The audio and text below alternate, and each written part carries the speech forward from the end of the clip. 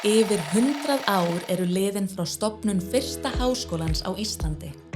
Í dag eru háskólar ein af grunnstoðum samfélagsins og alþjóðlegt samstarf þeirra hefur styrkt nám, rannsóknir og nýsköpun. Eitt nýjasta skrefið í þessari þróun eru evrópsk háskólanet. 4 íslenskir háskólar taka virkan þátt í netum sem hafa ólíkar áherslur en takast öll á við samfélagslegar áskoranir á borði loftslagsmál og stafræna umbreytingu.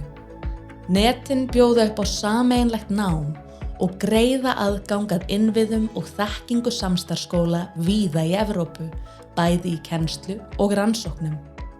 Þau dýpka samstarf háskóla þvert á landamæri, laða til sín fremstu sérfræðinga og styrkja tengsl við atvinnulífið, samfélagið og rannsóknarsetur.